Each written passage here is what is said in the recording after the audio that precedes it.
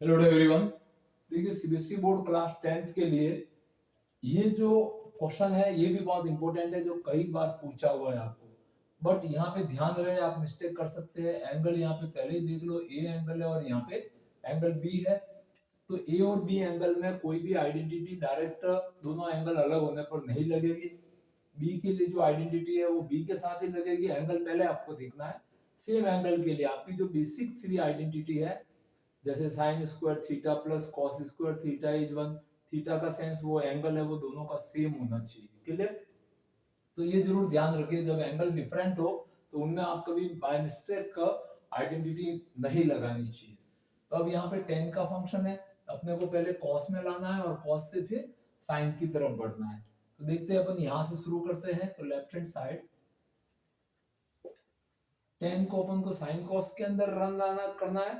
Right hand side को पहले ही देख लिया है अपन ने, तो इसको अपन इजी रेशियो मतलब साइन और कॉस के अंदर बाय फॉर्मूला चेंज करेंगे। तो टेन स्क्वायर का अपने पास में फॉर्मेशन आ जाएगा साइन स्क्वायर ए और इसके डिनोमिनेटर में कॉस स्क्वायर ए, और टेन बी का साइन स्क्वायर एंगल बी और यहाँ पे कॉस स्क्वायर एंगल बी। अब इनका एलसीएम लेंगे तो cos square a multiply by cos square b।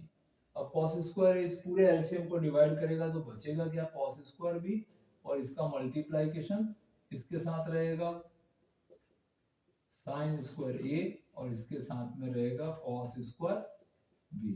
Negative cos square से एलसीएम को डिवाइड करेंगे तो cos स्क्वायर a बचेगा और इसके मल्टीपल में sin स्क्वायर का b एंगल के लिए। अब यहां से अपने को इस टर्म को पहले देखो कैसे लाया जाएगा। एलसीएम तो इसका सेम ही है, इसका डिनोमिनेटर दोनों का। ऊपर आपको कॉस का ही फंक्शन चाहिए, दैट मींस अपने लिए एक्स्ट्रा क्या है, ये साइन स्क्वायर ए नहीं होना चाहिए और यहाँ पे साइन स्क्वायर बी नहीं होना चाहिए। प्योर कॉस के अंदर ही आपको राइट हैंड साइड लानी है।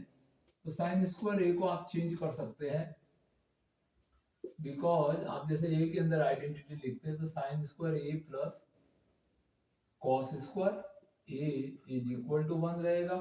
और साइन स्क्वायर बी एंगल के लिए लिखते हैं तो कॉस स्क्वायर का आइडेंटिटी बी के साथ रहेगा। तो अब यहाँ पे साइन स्क्वायर ए है, तो साइन स्क्वायर ए को अपन को कॉस में लाना है पूरा फंक्शन। तो इस कॉस को राइट हैंड साइड में ले जाएंगे, तो यहाँ से sine square A is equal to 1 minus cos square A हो जाएगा। और यहाँ से भी साइन स्क्वायर बी का value 1 minus cos square B हो जाएगा। तो अपन यहाँ पे ये रिप्लेस करते हैं, जो साइन की टर्म आ रही है इनको हटा देते हैं।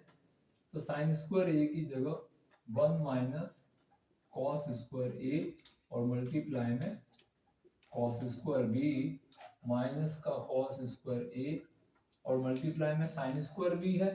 तो साइन स्क्वायर बी की जगह पे मैंने यहाँ पे लिख दिया 1 माइनस कॉस स्क्वायर बी, और इसका डिनोमिनेटर आपके पास cos स्क्वायर a, इसमें कोई चेंज नहीं करना है बिकॉज अपनी राइट हैंड साइड में यही डिनोमिनेटर है। अब यहाँ पे इस दोनों को मल्टीप्लाई करा देते हैं। तो cos स्क्वायर b पहले 1 को मल्टीप्लाई करेगा cos square b minus cos square a के साथ ये मल्टीप्लाई करेगा तो cos square a and cos square b। ये cos स्क्वायर a इस 1 को मल्टीप्लाई करेगा तो cos स्क्वायर a ये नेगेटिव से नेगेटिव पॉजिटिव हो जाएगा। तो cos स्क्वायर a और मल्टीप्लाई में cos स्क्वायर b, और इसका डिनोमिनेटर आपके पास में already cos square a and cos square b है। ये पूरा फैक्टर आपका कट जाएगा, तो आपके पास देखिए राइट हैंड साइड आ जाएगी cos square b minus cos square a divide by cos square a and cos square b is equal to right hand side. ये राइट हैंड साइड का फर्स्ट पोर्शन आ गया आपके पास cos square b minus cos square a। But अब आपको sign भी लाना है तो बहुत ही सिंपल है, कंटिन्यू रखिए। सिर्फ आपको ऊपर जो cos के फंक्शन है इनको इसी आइडेंटिटी से 1 माइनस साइन स्क्वायर में चेंज कर देते हैं। तो cos स्क्वायर b को मैं लिख दूंगा यहाँ पे 1 माइनस साइन स्क्वायर b, और नेगेटिव इसको 1 माइनस साइन स्क्वायर ए, और इसके डिवाइड में cos square a and cos square b। ये ब्रैकेट ओपन करेंगे तो 1 minus sign square b negative 1 और प्लस का साइन स्क्वायर a आ जाएगा। यहाँ पे cos square a and cos square b term मिलेगी और नेक्स्ट ये 1 से 1 भी कट जाएगा तो आपके पास राइट हैंड साइड का दूसरा फैक्टर भी आ जाएगा sine square b divide by cos square a and cos square b is equal to right hand side. तो इस तरह से देखिए अपन ने क्वेश्चन को अच्छे से सॉल्व कर दिया है। तो इसी तरह के सॉल्यूशन जानने के लिए हमारे चैनल को सब्सक्राइब कीजिए। Thank you watching this video.